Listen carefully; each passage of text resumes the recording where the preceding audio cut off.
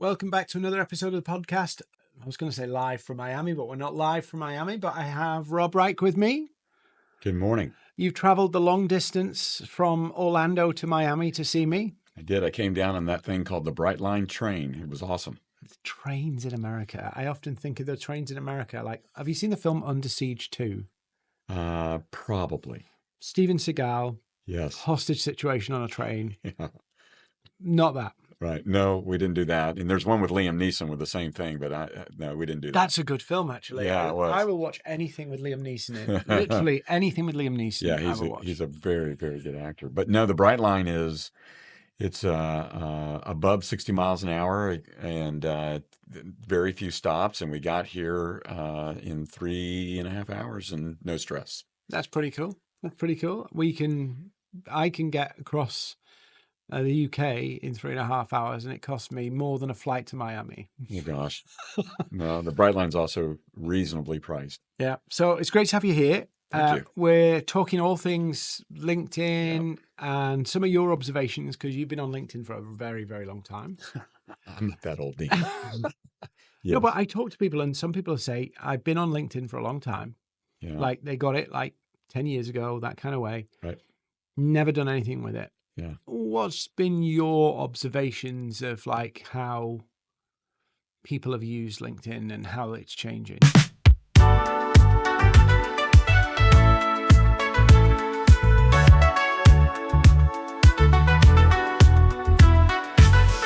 Well, unfortunately, I think, let's say the average person, however you want to define that, they're on it because everybody else is. Mm-hmm. And sort of like TikTok and Instagram and Facebook, and they're, with LinkedIn, they're just not quite sure what to do with it. Mm-hmm. But the FOMO, the fear of missing out if they're not on it, is great. And so they create a profile, and they use some picture from 1975, and a profile that looks like a resume, and the rest of it does look like a resume as well. But then they don't do anything. They don't know how to post, unfortunately, and it never generates any business for them, which is a shame. Yeah, and we're going to talk a bit about conversion on LinkedIn, because that's the kind of $1 million question. How do you make money? Yeah. But I'm seeing, and I'm sure you're seeing this too, is like the people who have created those profiles like 10 years ago and not really done anything with it, kind of saw it as that kind of job thing. Yes. Now we're in this place where it's like, oh, this is like a hub of things going on, and I kind of need to be there. Mm-hmm. What you're talking to a lot. I know you know the real estate industry inside out. Yeah. They've done the Facebook thing. They've done the Instagram thing. What are some of the things that they're missing or don't get about LinkedIn that they come up all the time, people telling you this and this and this, and they just don't get it. Yeah. I hear I'm on LinkedIn, but nothing's happening. Right. And I say, well, how do you use it? Oh, I don't. I just have the profile. So yeah, I mean, to your point, when I joined LinkedIn back in 2007 or 8, it was just purely about a job platform. Mm-hmm. And you would post your resume, and there were a lot of recruiters on it, and there were a lot of people internal to a company who were in HR in charge of hiring, and that's what it was for. And today, it's a marketplace, right? It's a place where executives can meet, exchange ideas virtually, share ideas virtually, connect with potential vendors. And it's a marvelous platform, but it's not that job platform anymore. In fact, and while LinkedIn keeps that part alive, it's not. I don't think it's the main point of it. So I see people who their headlines are like a headline of a resume, and they post either very few times or not at all.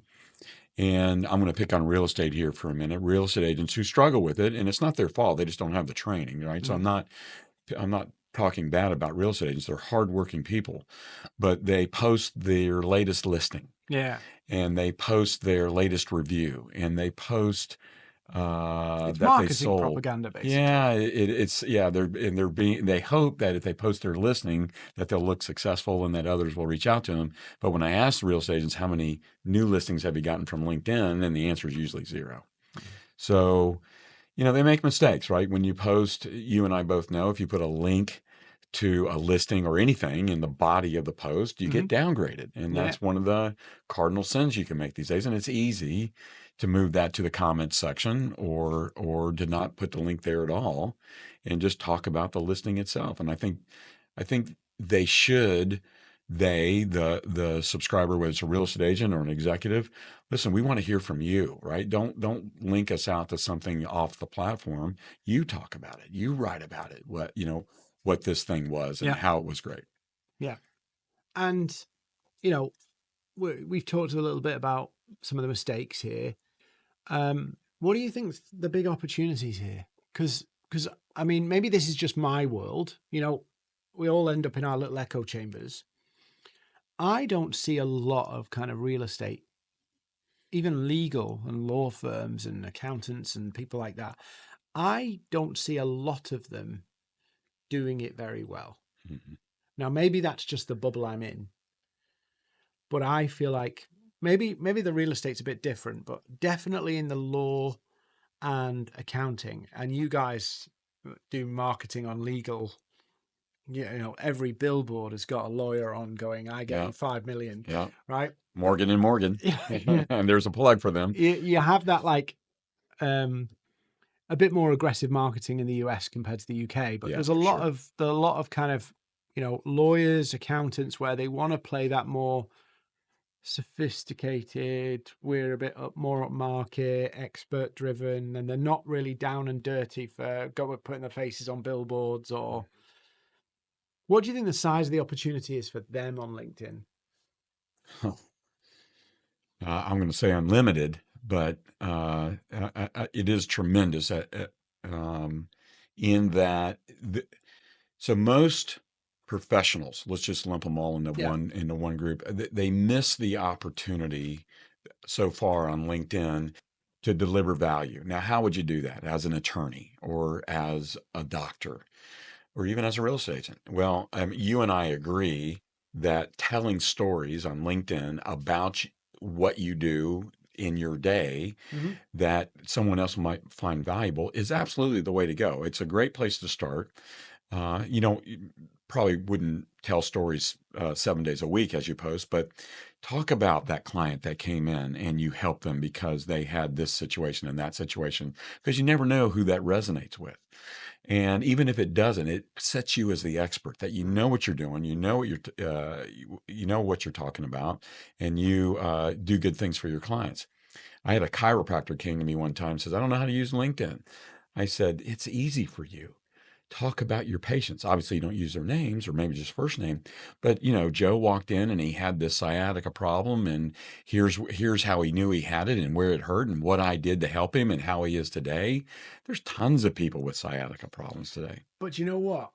Most people I see when they're kind of real heavy subject matter experts, what they'll do is try, rather than tell the story of Joe, they will try and do the kind of medical training of going, this is what this nerve does. And nobody really, if you're really knee deep in a topic, you will kind of want to know how that nerve works.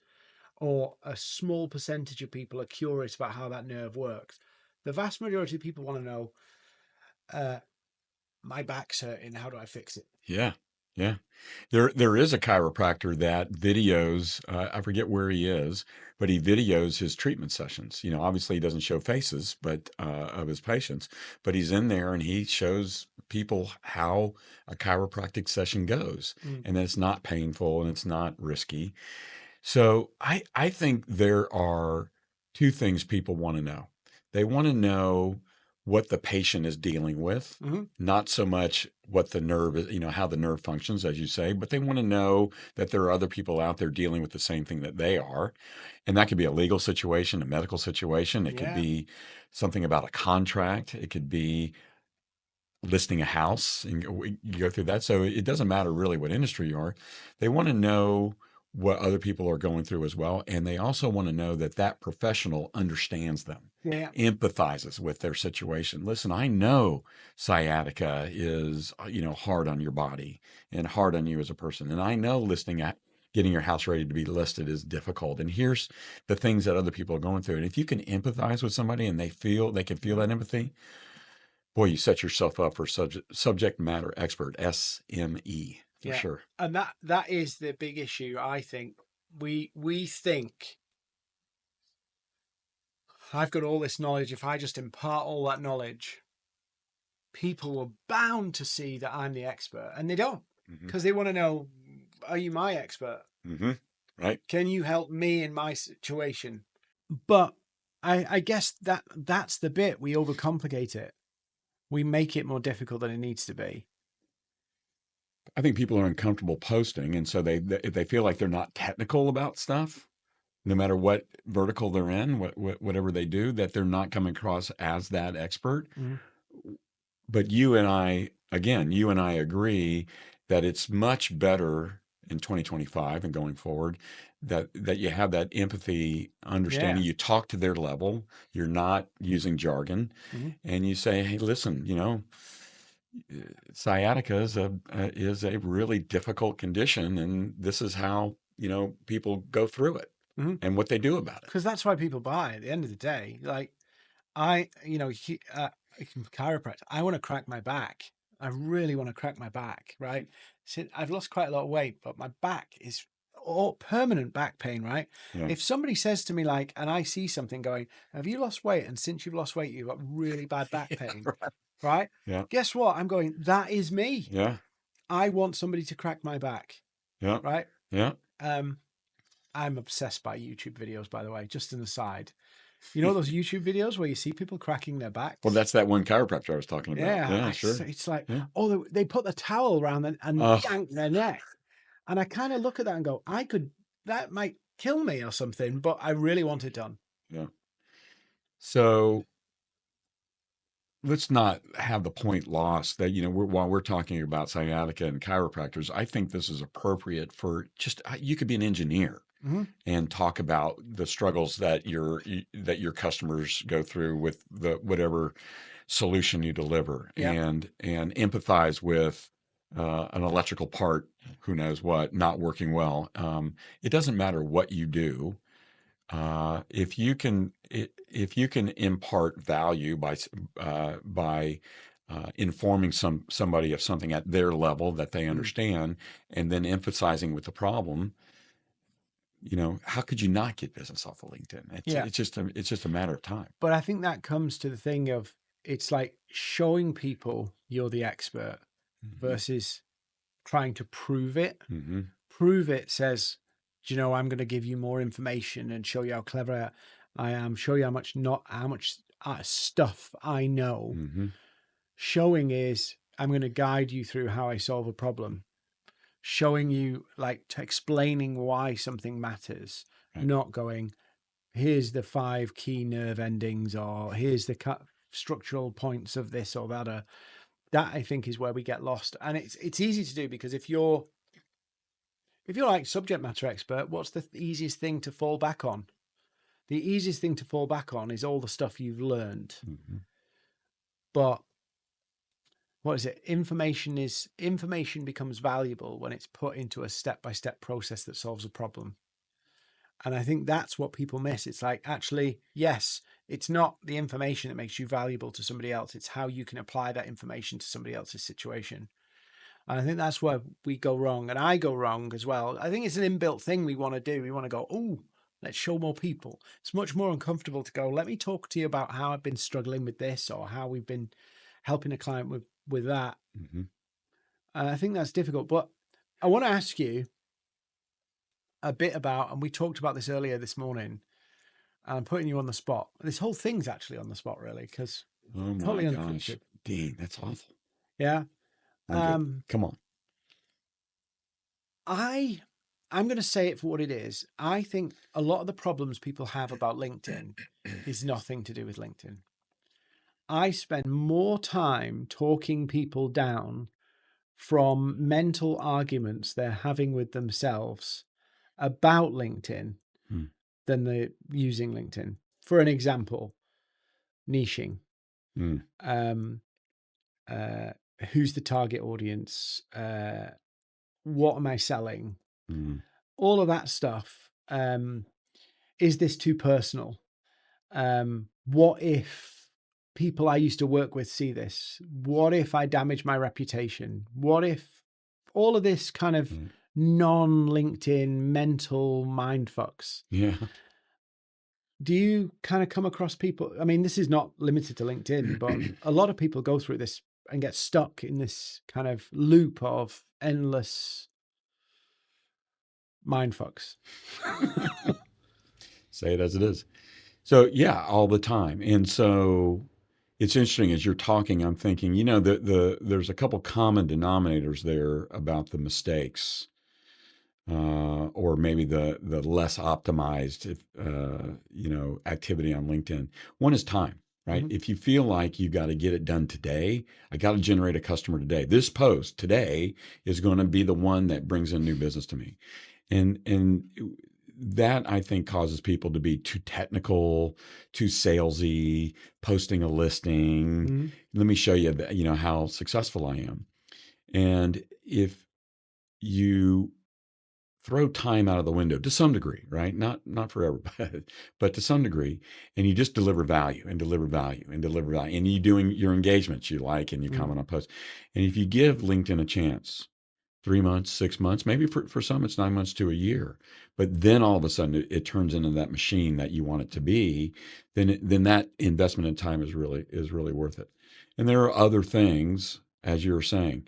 Do I niche up or do I niche down? And so we should probably define niche here. The target audience, I define who that is, Mm-hmm. the ICP, ideal customer profile.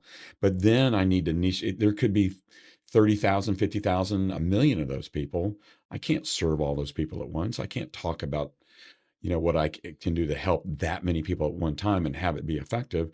So we're going to niche down. In my area, I tell real estate agents, hey, let's talk about Orange County or Seminole County. Yeah. And same for other professions as well. And if you're in a hurry and you put that kind of pressure on yourself, and if you say my target audience is everybody, you'll end up serving nobody. Mm-hmm. How do you write a post that appeals to multiple people? It's very, very difficult. Yeah, it is. But once you understand if you understand your ICP, and I think a lot of professionals do, right? If they sat down and thought about it. I reckon they understand their ICPs. That's, I think, the problem. Yes, multiples. Yeah. Yeah, So I can sell to salespeople, business owners, and yeah, marketers. yeah, There's a lot of marketers. There's a lot of salespeople. right. There's a lot of business owners. So even within those groups of people, that's quite big groups. Yeah, But if we just deal with like marketers or even and business owners, let's just compare those two. They both want to get good at LinkedIn. They both want to get leads, but the way they want to get leads, totally different. Marketers want more inbound, yeah, or they want things that are coming kind of at scale because they don't want to be humanly involved. Business owners, they want leads, but they don't want volume. Marketers want volume generally. So even though it's the same, I'm solving the same problem, how you're solving it is different. How those two groups talk about is it different. mm, So I could be sat there going, hey, I'm helping people with LinkedIn, but those two groups think about LinkedIn, their problem's different. Marketers, often it's like, why is our content not getting traction? My boss is pressuring me to get leads. This side, oh, I am the boss. I'm the chief salesperson, chief marketer. I just need leads. I need 5 clients. That's all I need. Marketers, actually, we need a funnel with this. Same problem fundamentally, but the different roles, different aspects. So if I tried to write posts for both those two people at the same time right. and tried to appeal to them both with one post, I probably would miss the mark a little bit for both of them. I'd say something that the marketers would go, that's not for me. And I'd say something for the business owners that might go, that's not for me. So I kind of go middle of the road and miss the mark with both of them. Yeah. It's interesting as you're talking, I'm thinking that the thing that most people don't pay attention to on LinkedIn or other places as well, email campaigns, whatever it is that they don't acknowledge that their ICP's ICP, right? The customer's customer Yeah. is different in both cases, right? So they're solving different problems for different people, position, business person A and business person B, the small business owner in this case, has a different ICP Yeah. probably most of the time. So they have to change their communication, have to have effective communication. So ours to them has to be effective to go down the chain. So I think a lot of people miss that. It's kind of one size fits all. Yeah. And that just doesn't work. Yeah. And nobody buys from one size fits all unless it's like, I want it cheap. Yeah, right. Like, I got really good working with real estate agents when I started understanding what the homeowner goes through at the time to buy and sell a house and afterwards, or even before for that matter, getting ready, going through the transaction. And I've never been a realtor, but I took it on myself to learn to talk to realtors about the challenges, and title agents for that matter in real estate, about the challenges that they have. And once I understood from the beginning to the end, all the challenges, all the, when it comes to marketing and closing and post closing and all the rest of it, then I could speak their language and I could post for them and give them things that they can take action on that they appreciated. So I guess that when we come to this conversion piece, because this is the bit that we talked about earlier, everybody struggles with. I'm building brand, I'm posting, I'm getting stuff out there, but how do I get the conversion? We talked about it a little bit earlier. Yeah. And I want to throw my 2 cents and ask your thoughts on this. Often I think people approach LinkedIn with a mind fuck of, surely I'm doing all this stuff, it should have immediate, instant return. Right. And it rarely does. Yeah, it rarely does have that kind of instant return. It's usually, somebody's seen you doing this, something's happened over here, something here. There's a load of things that have happened for you to get a lead from LinkedIn. So there's an element of playing a long game. And I'm not meaning, years here. I'm talking a few months. Often people don't just buy from strangers. There needs to be that like trust. 100%. So there is an element of there's a period of time to actually get results. We always say this to clients: don't expect something in the first week, right? Bit like your billboards. I know you came down on the train, but whenever I'm driving around here, there's billboards along the road, and it's like you don't buy a billboard, put your face on it and say personal injury lawyer, and then, oh, it's been up for a day, take it down. Right. You know that this is a kind of repetitive, somebody's got, or you buy a commercial or something like that. You're playing a jingle over and over and over again, because eventually people will be in the right place and they'll remember you. Or people, we see this all the time. Realtors, real estate agents, they can sell anybody's house, but not everybody's ready to sell their house yet. Nope. So you're marketing to be in that place that you're the choice. And I think people don't get that.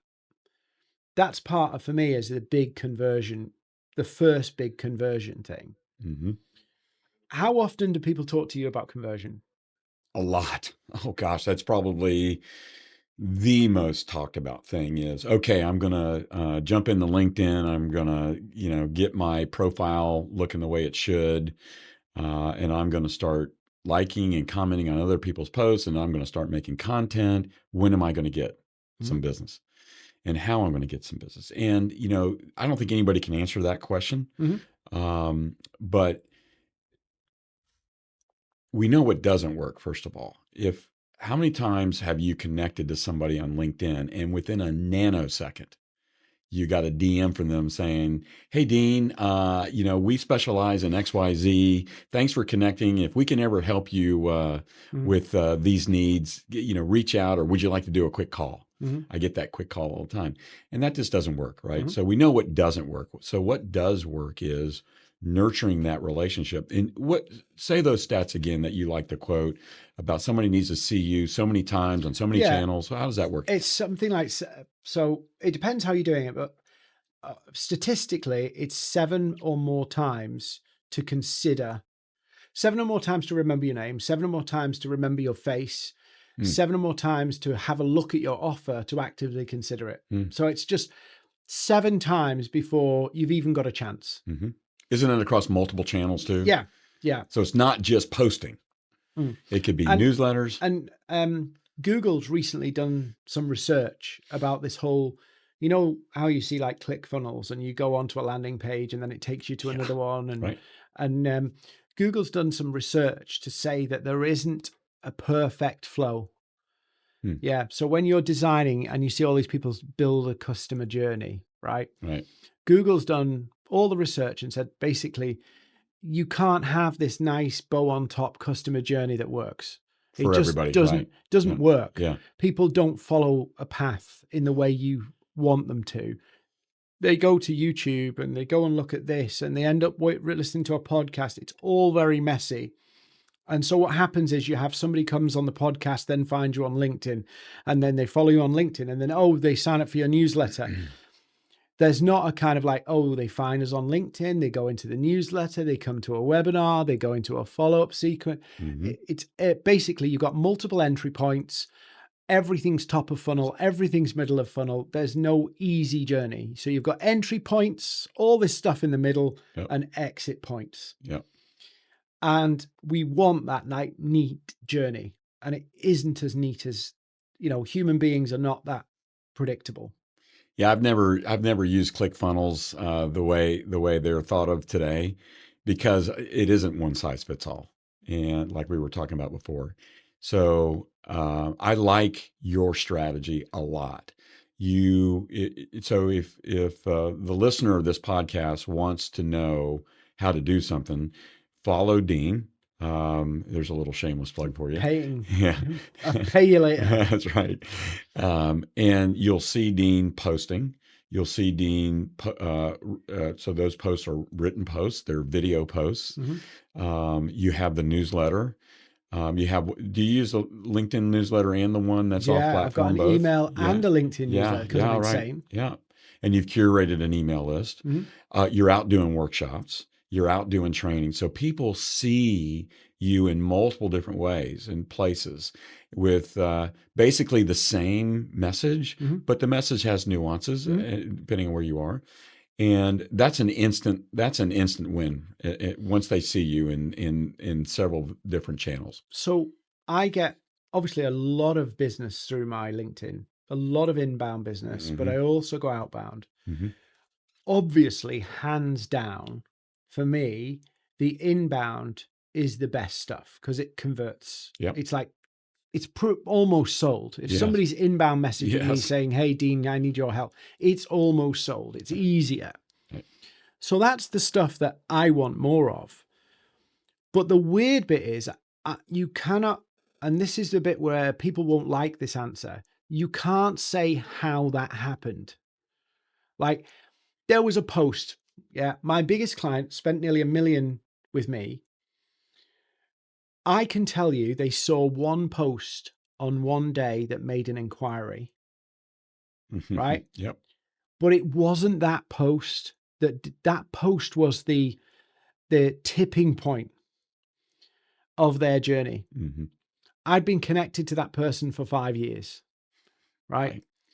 So I'm not saying it takes 5 years. I have had people come in that I've never been connected to. They saw a post today, but I cannot for the life of you tell you that there was one thing that tipped it over. I've had scenarios like somebody messaged Dave. You've not met Dave yet in the office, but messaged Dave and said, "We've been in your email list. We love what you do. We're ready to work with you." They dropped 10 grand like that, right? We looked back at the journey. They'd been in the email list for 9 years.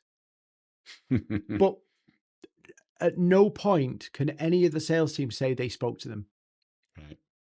So there's all these weird and wonderful things that go on that, you could call it random chance, but it's actually repeated patterns of activity. What are they? There's a guy who said this to me a few years ago, and it kind of stuck with me. Was there's two types of approaches to things. There's trying to be in the right place at the right time, which is cold outreach, Mhm. which is posting one thing and hoping it works. Mhm. I'm going to do this, and hopefully, right now, somebody's going to see it, and it's going to tip them over the edge, and it's going to convert. In a rush. Yeah. Yeah. So it's like being in the right place at the right time, Mhm. or there's being in the right place for the right time. Yeah. Like that. It's like such a cool saying. I know Yeah. it's only a play on words, but Yeah. the shift in thinking is I'm doing the content and I'm not putting all the pressure on it's got to deliver today, because it's compound benefits with content. I'm building relationships and following that process. I'm doing the whole piece on events and doing that. I'm doing the newsletter thing, and I'm doing the right things all the time, because people will be at various different stages of their journey, and I want to stay in their world for those journeys. Absolutely. It's interesting. You and I were talking a couple of weeks ago about the real estate industry, and I said, Dean, it's interesting. There are 27,000 real estate agent subscribers on LinkedIn in Central Florida. Yep. In that same area, there are roughly today, the real estate market's down, but there's roughly about 2,700 closings. So that means that 90% of the real estate agents in Central Florida don't get a paycheck this month. And it's probably a little bit worse because some of those agents are really good. They close 10 deals a month or maybe more. So there's a lot, maybe it's 95% don't get a paycheck this month. And I tell them all, I know where there's 30, 40, 50, 100,000 homeowners that you can connect with and do business with. And they say, well, where? If it's only 2,700 closings a month, I said next month and the month after, the next 12 months, there's going to be about 30,000 come online, ready to buy and sell a home. So you have to get to them before they're ready so that you're there for them. Yep. To your point, you're there for them. And you can apply that same logic to almost any industry. There are only so many customers that are ready to buy today. Yep. But there's a lot more of them times 12 over the next year, times 24 the next 2 years. And those who play that longer game, it doesn't need to be that long because some will come online and ready to buy next month. But if you can play that longer game, boy, you win. You just you won't have those months where you don't get a paycheck. Yeah. Do you remember in July when we were doing that workshop in Orlando? Yep. And I know there was a whole different bunch of different real estate people in the room, and we talked about how you could be the most famous real estate agent in an area in Orlando. Yes. And you could probably do it in 3 months. Yes. And it was like, here's what you need to do. Number one, go and pick a zip code. Yeah, right. Pick a zip code, niche. Yeah. Start talking to that zip code and start connecting in that zip code. Yep. Start showing people, giving them stuff, helping them think about what will help them improve their value, improve their sale price, everything that matters to them. And you go, right, I'm going to dominate a zip code on LinkedIn. And they would be the most famous person, famous realtor, real estate agent, whatever you want to call them, in that zip code. So when people go, do you know what? Maybe we should sell our house. Hey, I know the person, see them all the time. And that's how that kind of business works. Yeah. It's not kind of like you have to be just around, visible for the right time. There's a real estate agent in Longwood, Florida, where I used to live. And he dominates Longwood. His name is Frank B. I can't remember how to say his last name, but it doesn't matter. But Frank kills it in real estate. He is one of the go-to. There's others, but he is one of the go-to agents in Longwood, and maybe a little bit more. It's in Seminole County, but he every month in my mailbox is hey, I just sold this house, and how much it's for, and it's informative. So it does go against my grain a little bit. That's the information, but in his case, he's so repetitive and on time with that. that it works. Yeah. And when people know who he is, and he is a very successful agent. So being there and continuing to be there for a niche does make you the most famous Mhm. guy in the room. And John Morgan did the same thing. John Morgan, the attorney, he says he has the largest um, personal injury law firm in the world. Far be it for me to argue that. He's a very successful guy. TV ads, billboard ads, successful law practice, no question. I mean, he backs it all up. But how people know him is his face. Yeah. And that is the long-term piece of, if we think about kind of LinkedIn in two camps, right? And I'm not saying you throw the baby out with the bathwater here. There was a study done a few years ago called The Long and Short of It. And there's a few people who talk about this on LinkedIn, but no, I don't think people really get it because instinctively it goes against our nature. And it is this: the things that build your brand actually will last. They will generate revenue for a much longer period, albeit in the short term. Building a brand on LinkedIn in the short term is probably not going to make you much money. Right. But if you do that consistently over and over and over and over again, you will make way more money doing that Absolutely. than anything else. On the flip side, the more tactical things that you do, like outreach and stuff like that, can inadvertently, I'm not saying completely cold outreach, but things that you can do now in the next couple of weeks to actually get clients and business often have zero long-term benefit. Right. So when people are approaching LinkedIn, I am always looking at what can we do now that will give them something to get going that will also, or they're doing something alongside it, which will compound to give them that brand reach. So everybody says, like, I've had people say, Dean, I'd love your LinkedIn, right? My LinkedIn took 10 years to build. Yeah. Right. Yeah. Right. But I didn't wait 10 years to make money from it. Yes. So there are things I'm doing today to make money on LinkedIn. Yep. Webinars, following up webinars, newsletters, email lists, long term. And you have to have that mix. And the long and short of it is really good. I'll send it to you. It's really good. It can be a bit dry in places, but it's good. It's okay. Right. But it really basically goes down the line of you need a 60-40 split. That's roughly what you need. 60% on brand, 40% on what they call activation, converting people. Okay. And if you don't have that mix, what you end up with, you go broke because you're building brand without making any money. Right. You're burning budget, basically. Yeah. Or you go the other way and you start to make money, but every month's a hill. Every month you're climbing up, trying to do the same thing over and over again with no compound benefit. So I think that's the mix that people have to have. What can I do that's effectively going to get me some results kind of in the next quarter? And then what are the other things I'm doing that makes this easier longer term? And most people never escape that. I'm doing the short term, short term, short term, short term. And then when it gets a bit tougher, there's a tough season coming in, they're just competing with everybody else. Cold outreach is just about dead. Those very tactical things that you're talking about of making cold calls, cold emails. If I am typical of other business people, I don't read those emails, and I don't take. I mean, my phone tells me if it's a spam call, and I don't take them. So you got to look for something else. And you and I agree again that LinkedIn channel is a superb way to go. And if someone were to ask me today, as they have asked me, and I'm sure you, hey, what can I do right now to get my LinkedIn going better? I would say, sit down and define your ICP. Now, that's not sexy, right? People don't hear me say that and go, oh my gosh, that's going to make my life so much better.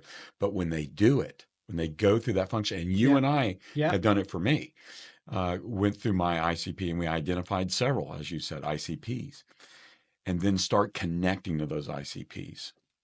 I look at here's a very good example. You talk to real estate agents. I'm going to pick on them, but they're my kin. And I say, well, how many followers do you have on LinkedIn? Oh, I've got 3,500, which is a pretty good number. And who are they made up of? um, they go, I'm not sure. So we run the filter. I show them how to look it up. And 3,000 of the 3,500 other real estate agents. That's not going to get you business. Mhm. So if you start with the basics, because the basics are very, very powerful of just those two things, and then you work into the other things, that's when this platform is going to work for you. But if Mm. you're skipping steps, if you're in a hurry, say that again, if you don't know who your audience is in a tightly defined, and they're not listening to you or seeing your posts, then oh, that's my watch, not my Mm. phone. Sorry. If they're not connecting with you as because they're your ICP, then you're wasting your time. And I think people don't even understand the very beginning of that. I don't think they understand, and I'll use it because we're in Miami and I know the area here better than Orlando. Although I'm growing in Orlando. Yeah. If I was a real estate agent, I'd go, okay, I can serve all of Miami. That's a lot of It's too many. place, It's too right? much. Yeah. Now I can try and be well known in Miami Mm. with what, 6, 7 million people in the kind of wider Miami area. I can try and do that. Or I can be the most well known real estate agent in Wynwood. Yeah. Right. And I can talk to the residents of Wynwood. I can share things that are going on and be like in the middle of Wynwood. Yeah. That's more powerful. But we're wired as humans to think if I could just talk to the whole of Miami. Yes. And what happens is they don't get anywhere near making a Dilute it. dent. Right. Dilute it. By the way, if you're going to become indoctrinated in Miami, don't call it Miami anymore. If you want to be really cool, you call it the 305. 305. Yes. Do you know why? No, It's the area code. 305. Is it? Yeah. 33305. 305 is the original. There are others, but Right. That's the original area code of Wow. Miami. Okay. That's how 305. you, if you want to be cool, Dean, and I know you do, you are a cool Yeah. guy. You say, I work in the 305. So here's a really fun story, right? India, who's out with me, first time out in Miami, right? I have baseball caps. So if you see me at an event, I have a baseball cap with an M on it, right? India always thought I was championing the Maverick brand. Yes. But the cap actually is the Miami Marlins baseball cap. Yeah, they have a big M on their caps as well. Yeah. I would have agreed. I agree with India. I would have thought Maverick, but are you a Marlins fan? No, I'm a Miami fan, and it has an M, so it's just like Just for M, yeah. how do I tie the two together? Yeah.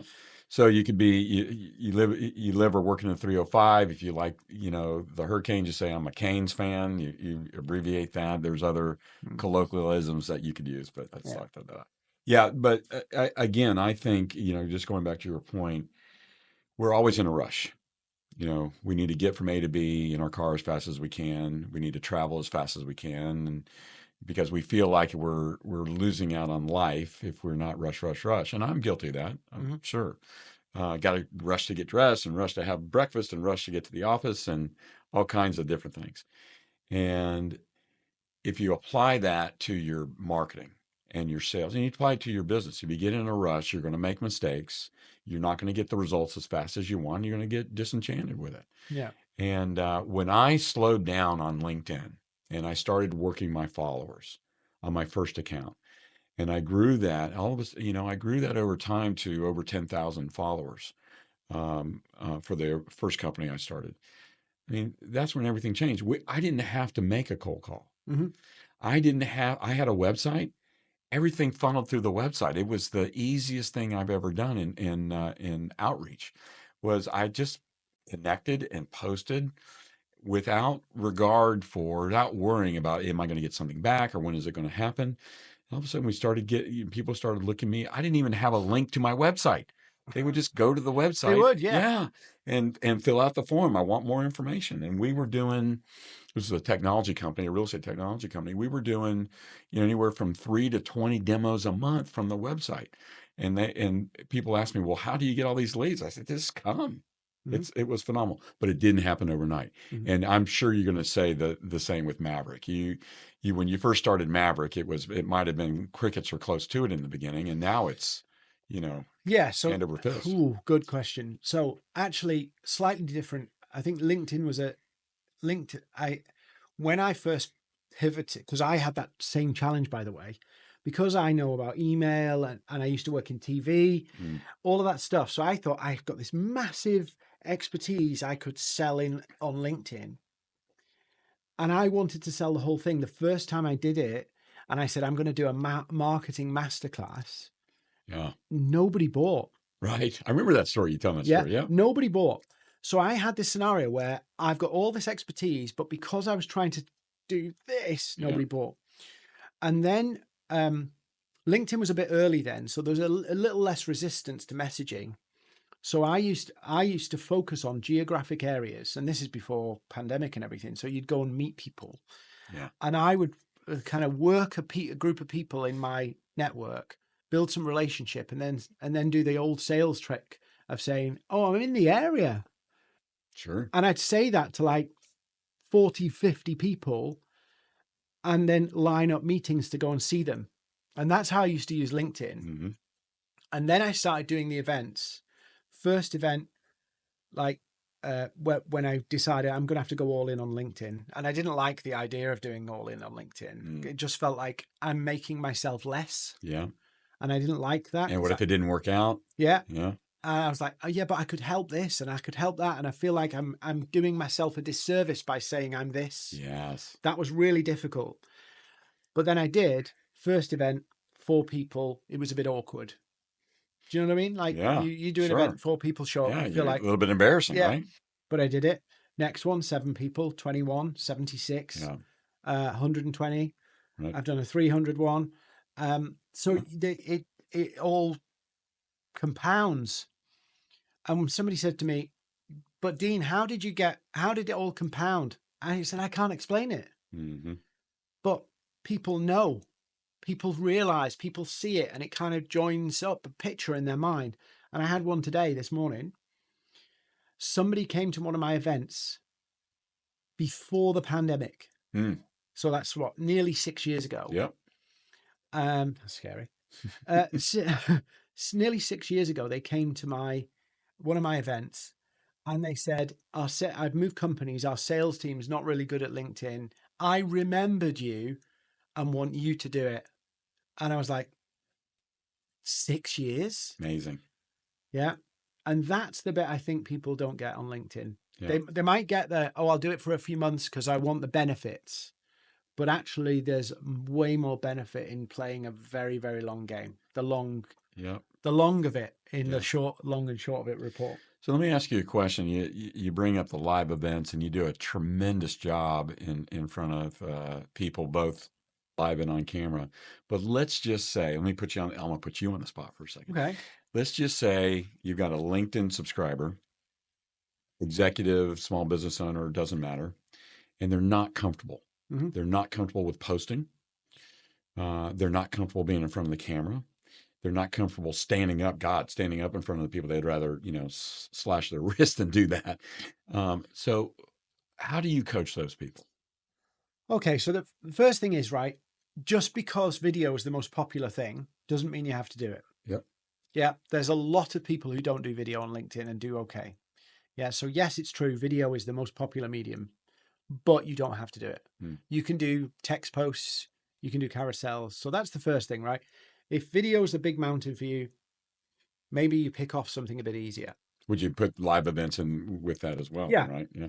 Now, why did, like, you may not know this, but I did my first LinkedIn Live in 2020. Okay. Right. So because of the pandemic, I Yeah. was doing Sure. everything in person. Had to. Right. I did my first LinkedIn Live and I had 3 gins because I was terrified about it. What if I make a mistake? What if this? What if the other? And I learned how to do that in real time. Yeah. So Hmm. I'm going to answer your question by not answering your question or answering it within a way that people don't want. Hmm. The only way to, if you go, I'm not good at video, fair enough, right? But I was not good at video until I'd done it. So if you hypothetically, let's say it's you and you're brilliant on video, right? It's like you've done TV work before, maybe, I don't know, right? But like if I was rubbish at video and I needed to get good at video, I'd have to do lots and lots of video. Yep. There's only one way. It's Malcolm Gladwell's, I think he says 10,000 hours, but I think 100 hours you could be done, right? You could be way better than 100, Yeah. sure. So I decided I was going to do it and I was going to do it live. Now people go, I do not know how you can go on live and talk for an hour to nobody Yeah. and hold an audience, because I did it so many times. Yeah. And you're extremely good at that. But if you ask me to pre-record, like 5 tips to do this or that or the other, I cannot do it because I've avoided it. Yes. So I have human avoidance. I avoid doing pre-recorded scripted videos. And so when I try, I mess them up. I go off topic. They take far too long. But if I decided I need to nail this, I don't want to do it. I like the live. I like the kind of free flowing Dean version. Mm-hmm. If I wanted to master that pre-recorded stuff, I just have to probably do 100 videos. Same with posts. Yeah. If I want to get good at posting, blogging, whatever, I have to write. Now, what most people do is they post and post and post and never go, what can I learn from the last one that's better? And the great thing about doing lives, because you cock up in real time, you say that here, cock up? No, Mess that's a up. very British thing, mess up. Yeah. So because but I know what you mean. I mess up in real time, Yep. I can kick myself and say, oh, I know I won't do that again. And it becomes instinctive to not do that again. Yeah. So you just have to, what is it? The only way is through. So when you do your off the cuff recordings, do you have an outline that you follow, or do you do anything at all? Or are you just going right, I know some basic stuff. So stories, Yeah. I have to tell stories to explain things, and I have to have some points. So when I'm going to a live, I've got usually a problem I'm going to talk about, 3 key points I want to make, and some stories in mind. But really, I have 3 bullet points in front of me. Yeah, brilliant. That's awesome. Yeah. There are some people who listen to this and they hear you say 100 hours, who will say, yeah, I can do that. You don't even have to post it, right? You could just record and then watch it yourself. Well, I would counter that. Okay. Right? Because I've seen people go into that perfectionist trap of where they do that and nothing ever gets posted. Right. And I'll tell you now, this is just me, right? Every time you do a video, you will always see how it could be better. Always, right? I will watch this back where it'll be edited and all this kind of stuff. And I'll go, oh, I shouldn't have said that. I shouldn't have said that. I shouldn't have said that. So no piece of content is ever finished. No. So I agree with you. Get comfortable. If you pick up a phone and start talking at it, you will get more comfortable at it. Yes. But there comes a point where you go, I've got comfortable with that techie bit and doing that bit. I have to post it, because then there's the apprenticeship of doing it on the job. Like there's the apprenticeship of getting used. This is what the tool does. But then there's the apprenticeship of getting better at the posting. Well, until you post, you don't put yourself out there, and you have to put yourself. So maybe we give them a pass for the first 5 hours out of the 100, and then you gotta do it for sure. And the great thing about I know we've focused on video here, but this is the same for written posts. It's the same for anything. The great thing about TikTok is you've got so many different people using TikTok. Oh my gosh! In so many different ways, it's become acceptable to literally just pick up a phone and go, do you know what? This is what I'm thinking, and people love it. Yep. And in fact, I'd argue that some of that slick editing now, sorry, people here, right? So the slick editing, actually, some people like the kind of rough cut stuff. Works against you. Yeah. Where it's like, it feels like we're just having a conversation. Yeah, absolutely. You know, when it comes to then the written side of things, whether it's a post or a comment on another post or an email blast, or just in any kind of communication. You and I are big fans of AI, Hmm. and we use ChatGPT. And full disclosure, we don't use ChatGPT to do the writing for us, but to help to us. It's like a copywriter. Just Yeah. I don't have to pay him. Yeah. Well, I pay $20 a month Yeah. for my account, and I think a lot of people uh, don't know how to use AI or are uncomfortable with AI. And AI can generate also scripts for you if Yeah. you are a script person. So there's a lot of help out there for you if you know where to go get it and if you want it. And I think what's your stance on ChatGPT? So I agree that, um, well, a lot of AI at the moment the worst use of AI that I see is people getting AI to replace their thoughts. Yes. Like, write me a post about LinkedIn and it comes out with something nonsense, you put it up and you can tell those posts Hmm. everywhere. Lots of emojis. Yeah, yeah. So I don't think that that's a good way of doing it. Mm. But because we've been doing this, and you've seen it, you're using it as well. We've been going, hang on a minute, let's make AI simple. Let's give you a way to generate ideas, and let's give you a way to structure what you want to say in a way that doesn't mean you have to be a copywriter. Mhm. So, in other words, I know what I want to say. I just want it to be written well. Mhm.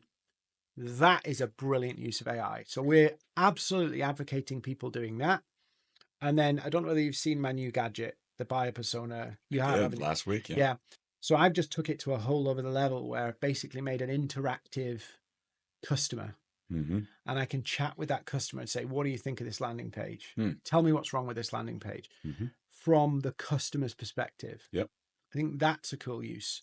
So a lot of people are using AI to kind of replace themselves.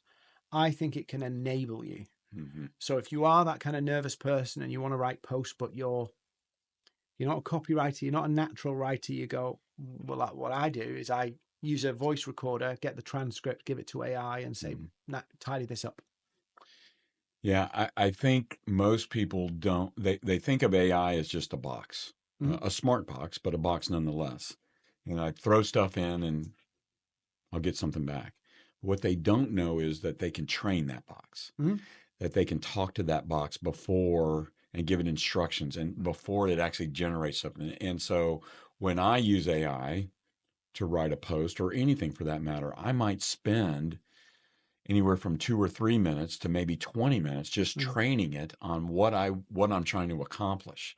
And if I spend the time in the front end, then when I get off the back end is very, very close to what Mm-hmm. I'm going to use. I clean it up a little bit, add a few things, maybe subtract a few things, but the whole process takes overall less time because I can keep reusing that training over and over and over again. And I get something out that's really close to what I want to say. And it sounds just like me, Mm-hmm. which is amazing. And you've helped me, some of these things. You must be leading the world in AI training for marketing because the stuff you've done so far for me has been game changing. Well, by the AI crowd standard, probably not, because what I'm trying to do is help people apply AI into what they're already doing. Yep. Where what you see on LinkedIn is a lot of people saying, here's another shiny object. Yes. Like, oh, you could do this with this, you could do this with this. And people go, oh, wow, look at that, what you can do. But there's no practical application. Right. So, the whole turning your photo into a figure, right?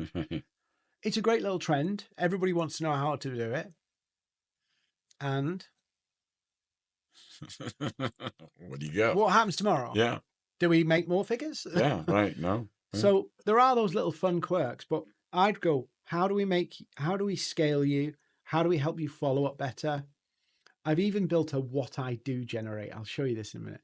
It's a what I do generator. And it's like a lot of people get overcomplicated and can't explain what they do simply. So you just chat to ChatGPT and it will output a one pager and say, this is what you do.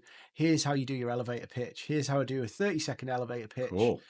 So it's giving you like simple ways to communicate. Yeah. So I'm trying to give people handy things that they could use over and over and over again with AI. Whereas I think the AI crowd are like caught in the shiny objects. if you look at AI as somebody working for you, that's brilliant, hardworking, never takes a day off. I like that part. I've got Chat GPT on my phone. I've got it on my iPad. I've got it on my PC. But I look at AI as a part of the team. Right? And when I give somebody on my team something to do, a lot of times I'm going to review their work. If it's really important, I'm going to review their work. Well, you do the same thing with ChatGPT. Yeah. And when I give somebody a task, a human being now I'm talking about, I got to make sure they understand what I want, how I want them to go about it, answer questions that they may have about the best way to do it. Well, the AI box is no different from that. It turns out, and if you spend that time, it turns out some fantastic work. And again, the stuff you're doing, training the model to the voice, training the model to the buyer, training the model to review the work, and scoring it is tremendously helpful. And this is, I mean, how long have you been doing this? Just for a year or two now? Yeah. I mean, we're just getting started. And I think from a marketing point of view, and this is probably controversial and people will disagree with me, but I think the most valuable thing that AI can do, because it can create all sorts of stuff, but the most valuable thing it can do is prompt you. yes, Everybody's thinking about what prompts for AI. yep, Actually, the best use of AI is to help me think better. yep. Do you ever ask AI, after you've trained it, how could I have done this better so you understand? I've done that, but the other one I'm using at the moment is I asked AI to give me all of the questions I would not ask about my buyer persona, Exactly. Yep. and then ask those questions. Yeah. All of the things that I would not think of. And that's where I'm looking at. I want to understand my customer better, and I now need to uncover the things I don't know. Because that's the problem is when I'm talking to AI, I'm coming from my perspective, talking to AI. I want to know what my customer's actually thinking. It's a bit like doing a survey, right? When we create a survey, one of the biggest dangers of you creating a survey is you write the survey in a way that it confirms what you already know.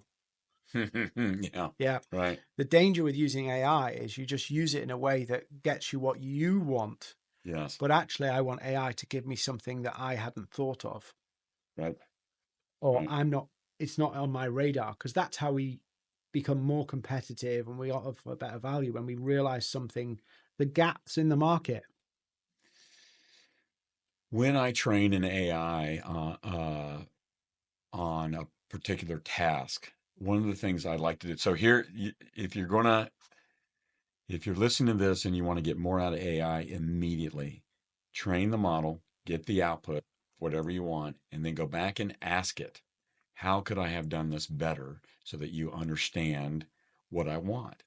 And it will train, as you say, it will train, it trains me, and it does a little, after action, as they say, report, about how I could have done this better. And I learn and I learn and I learn. And as I get better at training, then the output gets better and faster. And the whole thing kind of works. We become a better team. We're out of time. Well, darn it. I could go for an hour, but we can't. Feels like it's been 15 minutes. I know. Rob, always good to see you. Pleasure is mine. Thank you for coming to the 305. The 305. You have to come up and visit the 407 pretty soon. That's Orlando. The 407. Cool. Okay, good. Thanks, Dean.